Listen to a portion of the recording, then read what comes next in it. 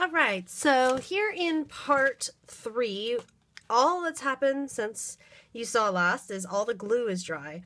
And where I kind of scraped along in the glue, it actually removed some of the gelatos, because remember in part 2 I was explaining how the gelatos, they're not set. You know, they'll still react with other mediums.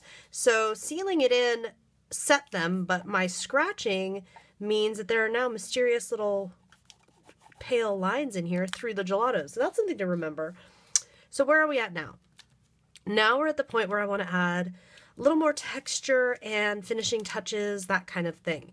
I've been stash diving. You can see over here I've got all kinds of stuff like little hearts and flowers, die cut flowers, all kinds of little things that I kind of gathered that I thought I might want to make like a little cluster of in here. So I have all of those. I also have this rub-on, You Are Loved, because I thought I might try to work this in. The only thing I did off camera was I took Distress Crackle Paint in Clear Rock Candy. And when you use this product, you want to use, you can see, it's pretty thick. And I just painted like I was, I guess, generously buttering toast and not worrying about calories, only over the larger heart and let it dry. Now, when it's dry, and it's kind of hard to see unless you're way up close and in person, there are little tiny crackles formed all over. Now, I am not going to worry about adding in anything to like really add more color or depth to those crackles, but I am going to use, again with my Perfect Paper Adhesive, I'm going to go over this whole thing with Perfect Paper Adhesive right now before I do anything else. I've got 2 reasons for that. Number 1, the rock candy dries shiny, and this is not a shiny piece. This is not, and I'm just blotting off some because there's a lot more on there than I thought there was, so I'm just getting some of this blotted off and we'll hit it with the drying tool and move on. I don't want it to be shiny, and rock candy dries shiny. So that's an easy fix. The other thing is, sometimes on my pieces I have issues with some of the rock candy. Sometimes the rock candy will kind of crack in spots if I got it too thick, or maybe if the paper's too slick underneath or anything like that. So by layering this over, just like with the rub-ons, my Perfect Paper Adhesive is acting as a barrier. It's locking it in, and you can see already it's making it completely matte finish now. So it's going to be all lovely and vintage looking. So now, oh, the sun decided to come out. The sun was not out, and now it is out. So let me get all those shadows away. Okay, so now the next thing I want to think about is paint. And I'm going to use, I'm looking around to decide what I'm going to use here. I'm going to use this. I'm going to use the back of this sticker book. And I'm going to put, because I want kind of to not match exactly, but I do want kind of that similar paint. So I'm going to put a little bit of red acrylic paint and a little of white acrylic paint. And I just need to get a brush here and mix this together. And we're just going to make our own custom color. Looking at that pink that I think I want, and that's way too pink. That's way darker than I want. So what I'm going to do is just take a little bit of it, not even all of it, because it's going to take a lot more paint. If I am trying to lighten up all of this, it's going to take a lot more paint than if I just lighten up a little bit of it. You see what I mean? So that's still too bright. I'm just going to add a little more. I try to minimize waste. I can always use this in my art journal, I suppose, but if I can, I always like to try and not use way too much paint and have a lot left over. Okay, so I kind of like that color, and you can see it's going to work well here because this is kind of a reddish, you know, a little more of a, like you can tell, you know, true pink. It's tinted with red. It's so a light red is going to look nice. And I'm putting a little along this edge, and then I am going to very lightly bring it along here. And I don't know if this is going to work or not. We're finding that out. And down here as well. I'm not getting too close to my piece. Okay. I will go over that. And then I'm going to come in here with some gel. Gel medium, just exactly what it sounds like, clear drying. This is matte finish. Putting a bunch of lumps on this because I want to extend this paint a bit and move it around a bit more without adding more color, and the gel will certainly do that for me. And it's matte finish, so I don't have to worry about things being glossy. And the other thing it's going to do for me here is it's going to give me a little bit of time to play. It's going to help kind of extend, although this is not specifically made to extend the life or the working period, the working window with this medium. It should, just because I've got more medium and it's wet fluid medium, it should extend this out so that it doesn't dry so quick, so that I can get in here, and it's just kind of making it a little more of a glaze to work with versus a more opaque paint. And I'll get in here. I'm just getting here on the sides to get a little coverage.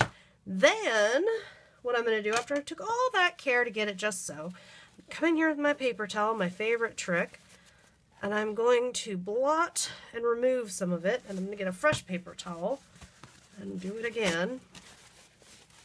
And I love paper towels for this because it gives me so much texture, but it also lets me remove quite a bit of paint. And if I need to, I could come in here with like some, I just stuck my hand in my water and flicked some water on here to help me get a little more. I could just wipe it off if I wanted. You can see that's just a different look if I want to wipe it off versus rub it off. I kind of like what, and again I need to get another paper towel, or at least a little bit of a paper towel. I like what tapping does. Sometimes I like to roll the paper towel over it, because if I like roll it, you'll get, if it's got a good texture to the paper towel, you'll get that texture showing up. But you can still see Happy Valentine's Day and the 14. You can still see a lot of the text. I didn't totally kill that.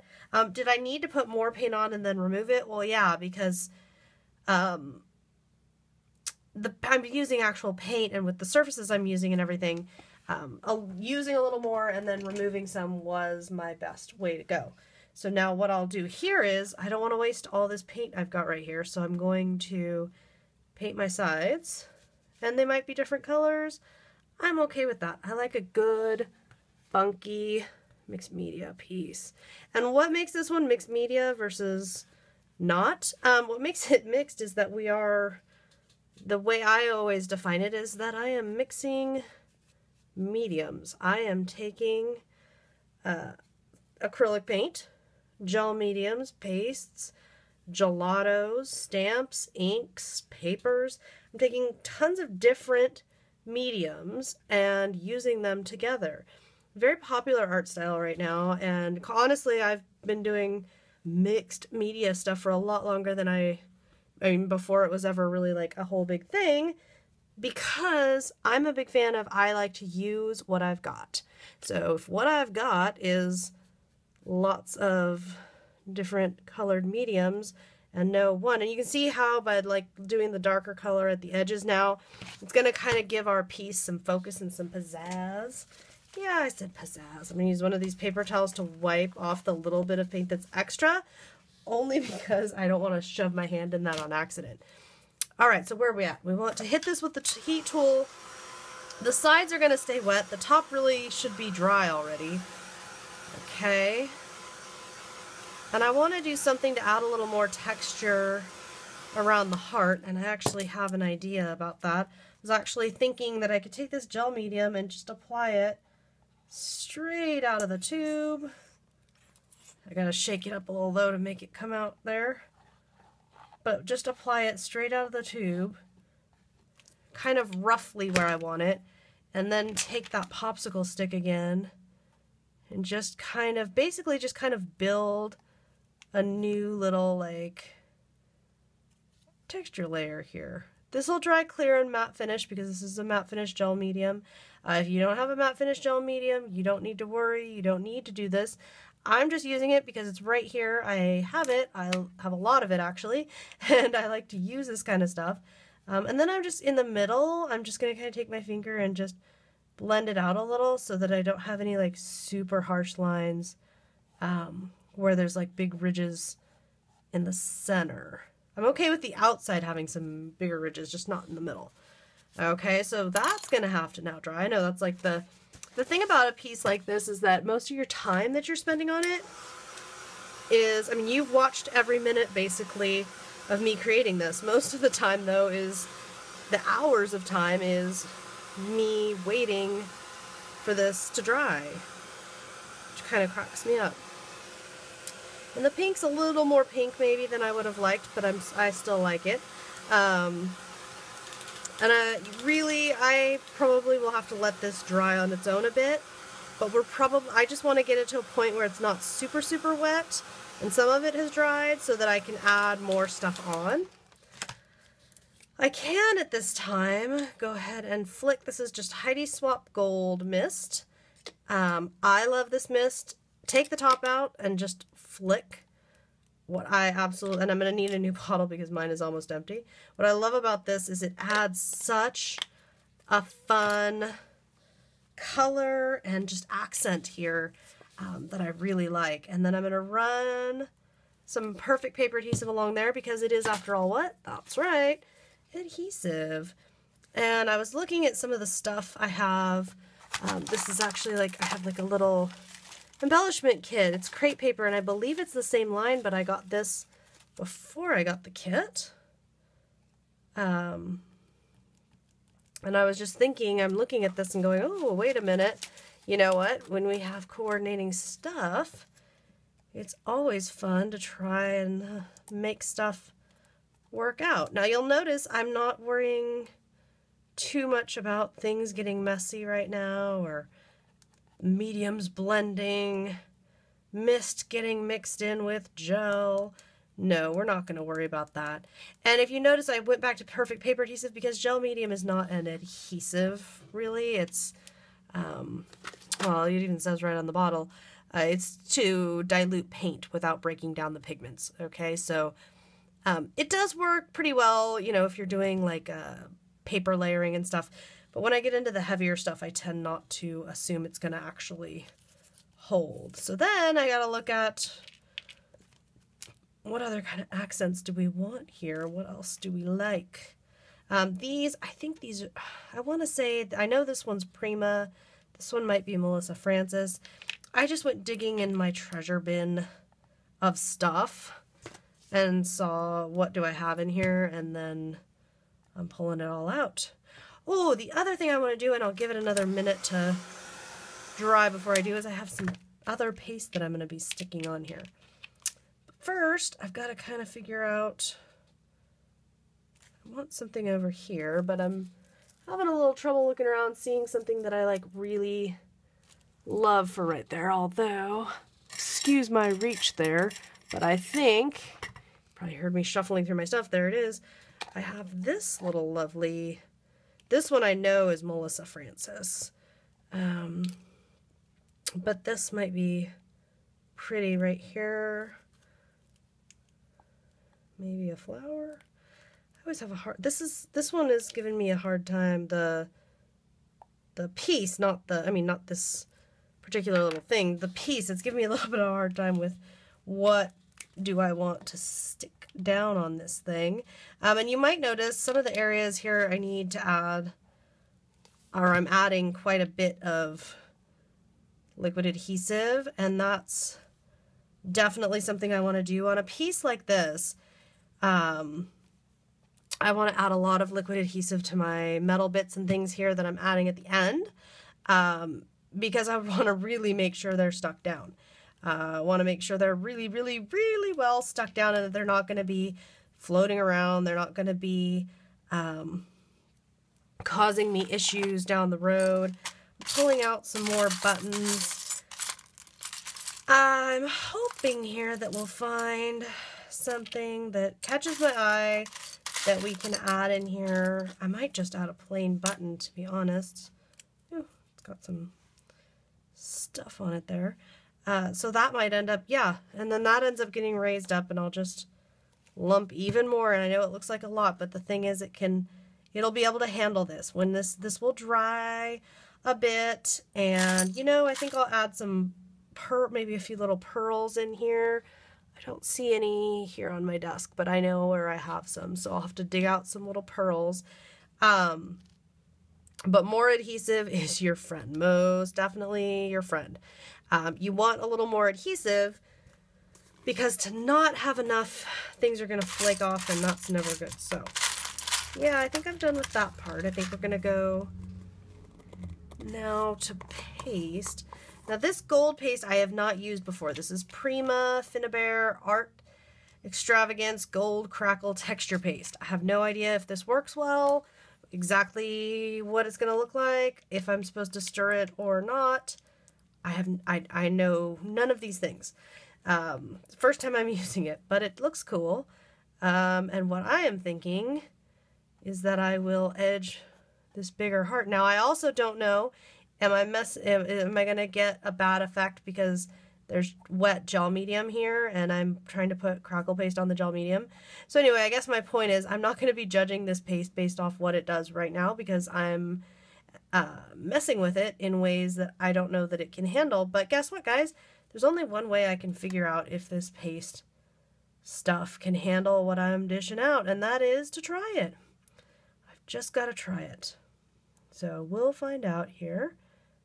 A little more there. And yes, things come out like this where I'm going, okay, well, I guess I didn't actually have to use gel medium on the heart if I was just going to come in here with gold, but I had forgotten about the gold, and that happens. It's okay when you're working on this kind of a piece. A lot of times what ends up making it extra cool are those pieces that maybe are unintentional, or texture and layers that were made as an accident. All that kind of stuff. It happens. It's fun. Roll with it is my suggestion. Okay, so I've got that on, and in some areas I'll be interested to see. In some areas it's by itself, in some areas it got mixed in with stuff. We'll have to wait and see what happens. But overall, this is the longest of our 3 videos. You can see why I had to break it up. Overall, this is a fun piece. I think I'm going to let it stand as it is, and I will come back and add, if there's anything else added at this point, there might be a finishing touch. I was saying I might try to find a place to put "You Are Loved" to try to work that in there. But this has to dry, and essentially the piece you see now is the finished piece minus the words getting added in. And you guys know how to handle that, so I don't need to make a 4th video here. But yeah, there we go. I hope you have enjoyed watching this project kind of come to life. Watch my creative process. If you have any questions, you're of course welcome to leave a comment or shoot me an email. I don't know if I'm messing this up by running this through here when it's already starting to dry, because I'm just wild and crazy and messing with forces I shouldn't be messing with, right? That's my thing. It's all right. Anyway, I'm going to stop messing with this before I ruin something and make myself angry. I'll wish you some very happy crafting.